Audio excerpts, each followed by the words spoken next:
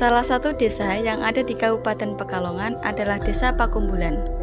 Desa Pakumbulan terletak di Kecamatan Buaran, Kabupaten Pekalongan. Desa Pakumbulan ini berbatasan di sebelah barat dengan Desa Prigo dan Wonoyoso. Sebelah selatan berbatasan dengan Kelurahan Pekajangan dan Desa Ambu Kembang Kedunguni. Sebelah utara berbatasan dengan Desa Simbang Wetan. Sementara sebelah timur berbatasan dengan Desa Watu Salam, Pegandon, dan Salak Brojo, Kecamatan Kedunguni. Desa Pakumbulan ini memang dulu katanya konon cerita-cerita dari para leluhur atau para sesepuh itu sebenarnya desa ini desa terpencil di antara Kecamatan Buaran ini, desa paling terpencil di tengah-tengah persawahan. Kalau dulu bukan persawahan, tapi dulu masih perkebunan rindang, atau mungkin kalau alas kan kayak pohon-pohon tinggi tapi tapi dulu rindang, kayak pohon istilahnya apa ya, hulung. Karena ceritanya zaman Belanda itu banyak orang-orang itu yang kejar-kejar Belanda larinya ke Pakumbulan. Nah di situ Pakumbulan itu sebagai juga tempat untuk perkumpulan para orang-orang itu. Jadi hanya Pakumbulan dilogatkan dengan bahasa orang-orang Jawa dulu menjadi Pakumbulan kayak gitu. Tapi kalau orang sekarang melinanya kok Pakumbulan, pakunya seperti apa, kok bulan kok dipaku ya, katanya seperti itu. Bulan kok dipaku, paku bulan kan gitu. Jadi Pakumbulan, bukan paku bulan, tapi dulu Pakumbulan. Jadi istilahnya bahasa kita itu menghadiri kumpulan. Adapun di Desa Pakumbulan memiliki beberapa lembaga pendidikan formal, salah satunya adalah Madrasah Ibtidaiyah Salawiyah Pakumbulan yang terletak di Dukuh Kanyaran. Mis Pakumbulan didirikan oleh masyarakat ya pada tanggal 19 Februari 1965.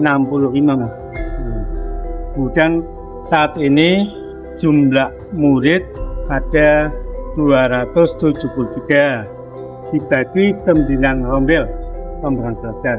Kemudian untuk guru atau tenaga pendidik ada 14 guru. Kemudian untuk tahun ini dari kelas 1 sampai dengan kelas 6 sudah menggunakan kurikulum merdeka. Kegiatan unggulan di sini banyak sekali mas ya. Yang pertama bisa mendidik dan menciptakan anak-anak yang akhlakul karimah, itu yang paling penting.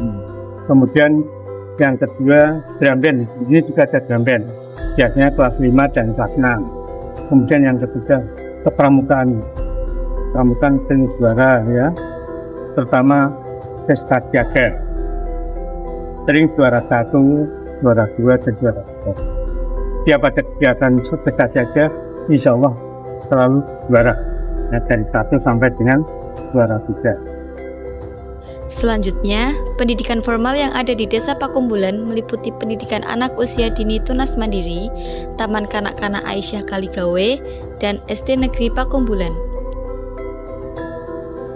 Pendidikan yang bermutu di Desa Pakumbulan adalah sebagai program mencerdaskan kehidupan bangsa serta penerus generasi yang mampu berdaya saing global.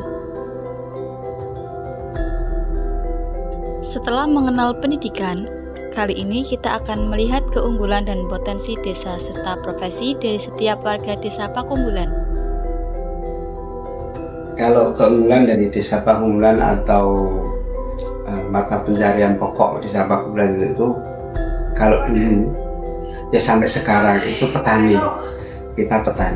Petani kita itu menguasai beberapa wilayah, bukan hanya di Pakumbulan saja, tapi di tetangga pun yang menanam itu rata-rata orang Pakumbulan. Jadi kita petani. Tapi untuk pemudanya memang sejak mulai 2005 atau 1997 mulai moneter itu kita mulai berkreatif. Jadi pemudanya itu istilahnya produk Pakumbulan itu kreatif. Jadi dulu bikin sampah jadi uang kayak akar wangi, enceng gondok, kita bumi. Terus kemarin waktu Covid yang lain ekonomi jatuh, kita bangkit lewat online, lewat pasar online baik Shopee maupun Lazada. Jadi kita pemudanya kreatif, tapi leluhur kita petani. Dari tangan-tangan terampil warga, lahirlah produk-produk unggulan yang tidak hanya bernilai jual, tetapi juga memperkuat identitas desa. Salah satunya tenun akar wangi dan kerajinan dari limbah eceng gondok. Awal mulai ya lihat tetangga-tangga pada bikin kayak gitu. Terus pemikiran saya, kalau bikin semua orang bisa, yang susah itu jualnya. Akhirnya aku fokus ke penjualan dulu. Setelah itu ya saya bikin. Ya perkiraan saja omset 1 bulan itu bisa berapa ya? 25 juta. Nah ini yang lebih maju. Soalnya akhir-akhir tahun ini barang selalu numpuk ya. Soalnya saya kan ada 4 di kampung. Misalkan orang kampung punya alat mesin 5, nanti dititipin ke saya penjualannya. Kalau saya sendiri punya cuma 15 orang, tapi kan cabang-cabang ada 4 kali 3 ya. Kalau digabungin sekitar 40 orang pekerjaannya. Kalau digabungin sama cabang-cabangnya. Desa ini juga memiliki berbagai kegiatan masyarakat yang tergolong aktif.